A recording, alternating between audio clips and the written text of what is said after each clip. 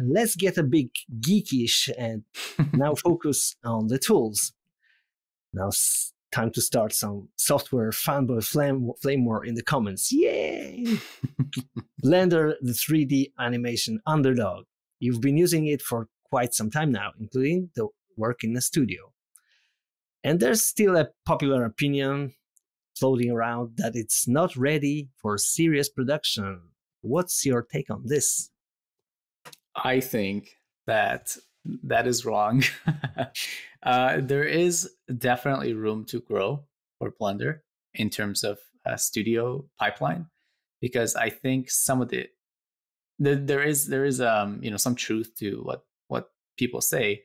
I don't know the details, but I know in terms of having Blender in a pipeline, it's not the easiest thing, especially because this whole time, the industry standard has been Maya, and so all the pipelines are created for Maya, and so you can't just plop Blender in instead of Maya and expect everything to work, right?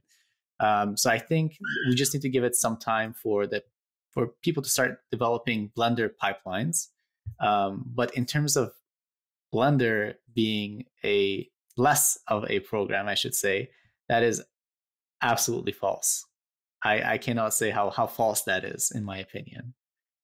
We can get more in detail if you like as well. Yes, my second question is like going deeper into that, because you have experience working in both Maya and like the industry standard and Blender. Mm-hmm. And how would you compare the pros and cons of each one? Yeah, sure. At least the most obvious, or maybe some less obvious ones. Sure.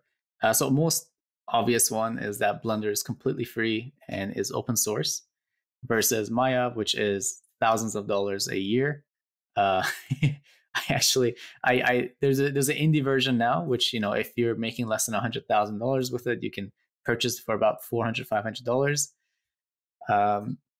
Which I did. I bought it 1 year and they just charged me for a second year. I thought buying a 1 year of Maya meant buying 1 year, not signing up for a yearly subscription. But anyways, so, one is free and one is paid.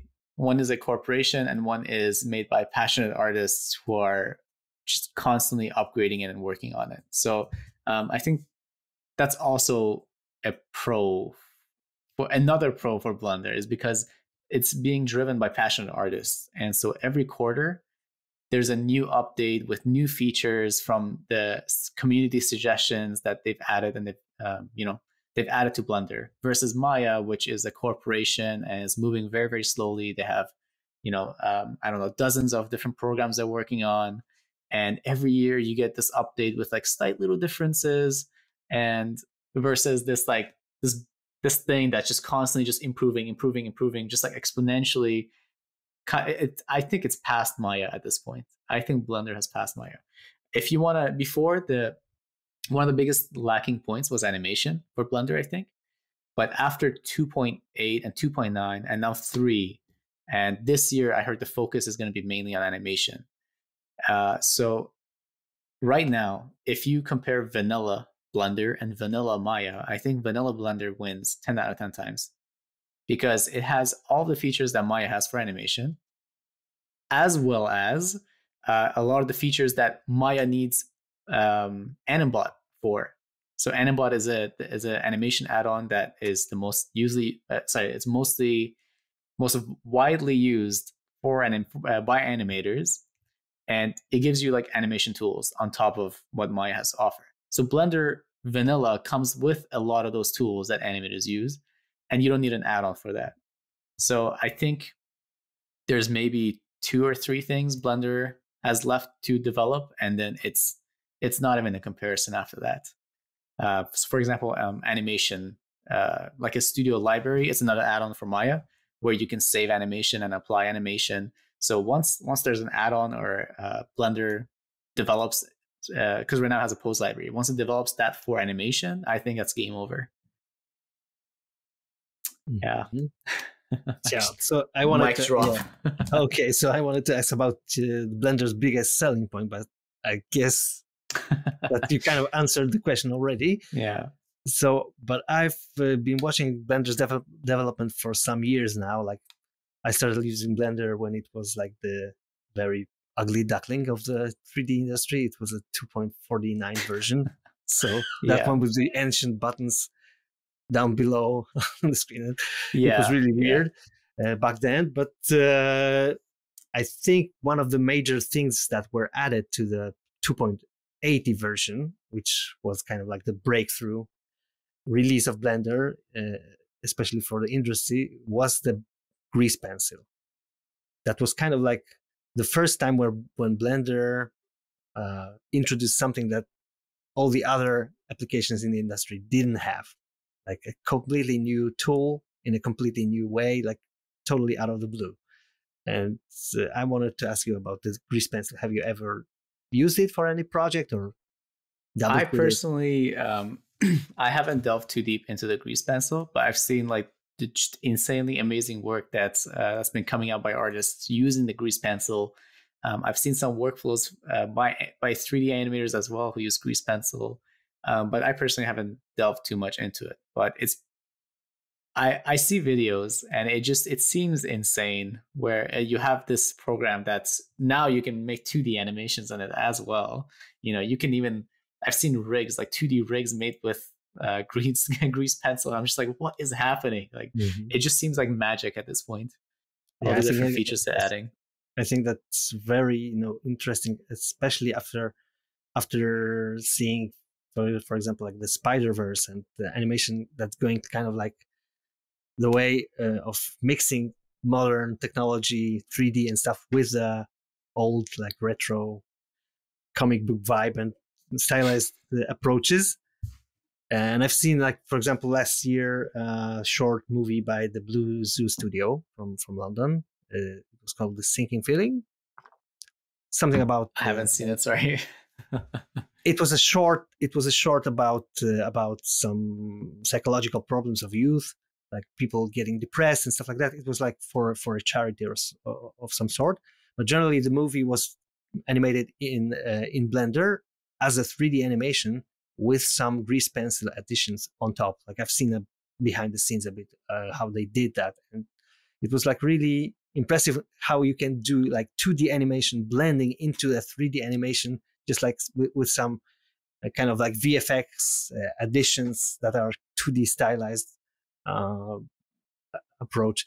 It's a totally like new 2.5 dimension into animation. So Yeah. that's why I Yeah. wanted It's to. insane what you can make with it for sure. Seen some pretty amazing projects coming out. And you can't even tell sometimes. You can't tell, and I really do love. And so, like you said, the Spider-Verse, that kind of style is just becoming a lot more popular now too. So I think it was a great addition that came in at the right time.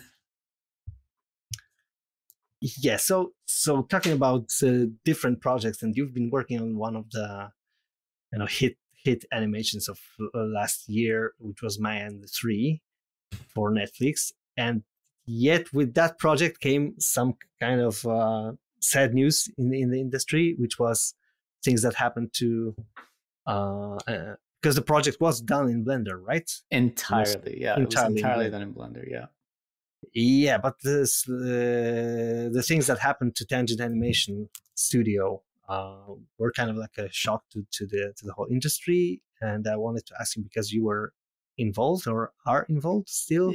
How yeah. does it So look like? As an insider, you could maybe sure. So I share. actually left Tangent just a couple of months before they went down. After, because when they went down, Maya and the Tree production was already finished. That was already done. It was just in the hands of Netflix at that point. And I don't want to do too much gossiping, but essentially, it was very unfortunate what happened to Tangent. Because Maya and the Three was okay. How can I gotta say it was the worst and the best project I've ever worked on. The worst just in terms of the hours we had to work, but everybody was putting their heart into the project because everybody knew it was going to be special. Even watching it after working on it, it's still, the show still made me cry like multiple times just watching it, even though I'd already seen everything. I've animated the shots. I know what's going to happen. It's a very special show. And Arcane stole its thunder, but Arcane was also amazing, so that's okay. But anyways, so with Tangent, the entirety of my End 3 was made in Blender, and that was the first Blender project I had worked on.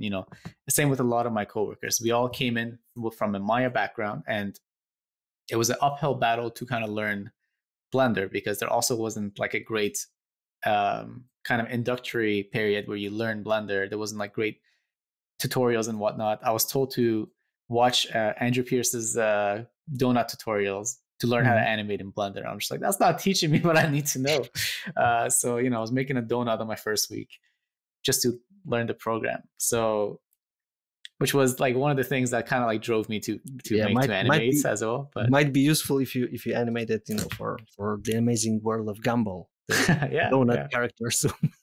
Yeah, exactly. So at Tangent, I think what happened after I left, I know what happened. My partner was still working there. Essentially, Netflix kind of pulled the rug on the only two projects Tangent was working at that point. One of them was because there was some management issues with it, and so it wasn't getting done like they wanted to, or it wasn't getting done fast enough. I'm not sure exactly what the reason was. So they pulled it, and that was sad news. They said, oh, they might have to let a bunch of people go. They'll try and keep as many as they can, but they still had this other big project that they were working on. So it's like, oh, we're trying to move as many as we can in that project. And then within 2 days, that one got pulled as well by Netflix, and Tangent was just kind of like that. There was nothing they could do at that point. They had no other clients. They had hundreds and hundreds of artists working for them. So very, very unfortunate what happened. Yeah. We were talking about Blender and the industry. And you said that Blender is growing in a really impressive tempo. I would agree. But now, not always in those areas that a particular artist like yourself or myself would wish for. What are the features, fixes, improvements that you'd like to see the most in the future releases? Yeah. So, I mean, as an animator, my answer is going to be pretty biased, but I think just more animation features. And I do think that's a part that, Blender is lacking most of. Now, that's not saying that it's any worse than Maya, but, it could use some love on the animation side. So like we were talking about earlier, like, for example, having, they're working on it. They have a pose library now, but being able to save and store animations and play animations, reverse play the animation, or like reverse apply the animation, that would be huge. That would be a game changer. And also the way you bring in character rigs or prop rigs, just rigs in general. They did make it a little bit better with Blender 3, where you have override libraries, but I think it's still 1 to 2 steps too long. I think you should be able to just click on the file that you want to append or link, and the character rig should kind of just come and be prepared for you to start using. Because I think the process of clicking on the file, then going to collection, and then trying to figure out which one's the actual file that you want to click, which sometimes it's not clear based on how it was made, and then bringing that in, and then go, if you're linking, going to object and then relations, and then clicking on override libraries, and that's when you finally have access. I think it should just be as simple as link, click, open.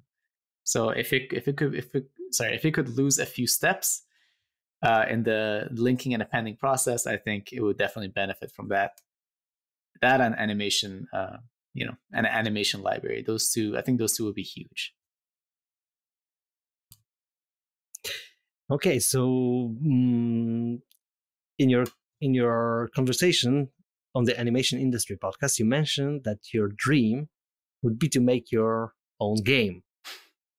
And I see that I'm seeing the game dev industry like welcoming Blender with much wider open arms than other industries. Yeah.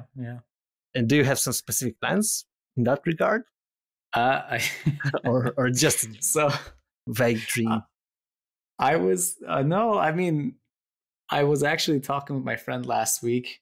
Um, I was genuinely debating working on a game with him on the side. But then, I was like, what, give me a little bit of time to think about it. And then, I realized by the time I'm done with like, work and just life stuff and to anime work, it's like 11 p.m. And I'm like, I'm ready to crash. I don't know where I could possibly fit that time in. So it still definitely is a dream to make my own game. And when I say like working on my own projects, that was working on my own games and like not having to have the stress of worrying about whether this is going to be successful or not. It was just about like the journey. It wasn't about the destination. So like the goal is to have the financial means and financial education to not have to worry about the finances of the game and just worry about like the journey of making a game. So that's the goal for me still. And what do you think that animation for games and working like for feature films or TV, like you had the experience, is pretty much the same, or there's something that's kind of separates these two? Yeah, well, I mean, now I'm working on currently I'm working at Yukin Games at the time of this recording, and I'm working on the company's first internal 3D game. So they want to make their own 3D game, and so I'm one of two animators currently working on it. So I'm learning with the company on like what goes into game animation in terms of like 3D animation. So unfortunately, we are using Maya and not Blender, but uh, I've kind of been just like pushing and like pinching, and they might consider making in the future the rigs in also in Blender, just in case they want to hire more and like someone has Blender experience, they could just come on board and animate in Blender instead.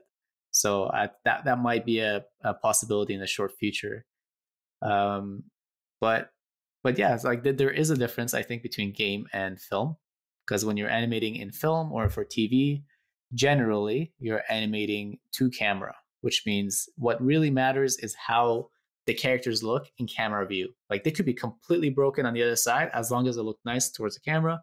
But with games, being able to rotate the character and like you see all sides, you want the animation to look good from every direction. So that's the challenge of animating for games. You want to make sure from like left, right, up, down, sideways, the character's looking good, all the arcs are in place, and nothing looks wonky and off. Which you miss stuff a lot more when you're animating for games. Okay, cool. I guess that's kind of all of my questions. So we already are an hour and a half in the conversation, and it was a very, very good one. I enjoyed it, and thank you. It was really good questions. Is there something else that you would like to maybe share with us, or just let our audience know where to find you, where to find your work? Like, of course, sure. Probably they know your YouTube channel, the 3D Animation Hub. Exactly. Yeah. Definitely. So I think if there's like one last thing I could say, I'll say what I said at the Animation Industry podcast, which is get your finances in order. Learn about, just financially educate yourself. If you're going to be an artist, if you're going to be an animator, most of the jobs you're going to land are going to be contract work. And you don't want to be kind of like left in the dust when the project ends and you don't have another job lined up and you don't have funds coming in for a couple of months until you find your next job. You don't want to get caught with your pants down. So I'd say financially educate yourself, maybe make some investments, and just become financially literate. And in terms of where to find me, well, like you said, my channel 3D Animation Hub. I try to make weekly animation content. You can find me on Twitter at Brian Kouhi. And also, if you're interested in if you're interested in learning how to animate in Blender from me and my partner and my other partner, you can head over to toanimate.ca and just learn more about what toanimate is. We're planning on launching in August of 2022. That's the plan. We'll see what happens, but that's what we're aiming for. Okay, so thank you again for joining us today, and we wish you all the best in all your ventures, or your various numerous ventures. All right. Thank you, guys.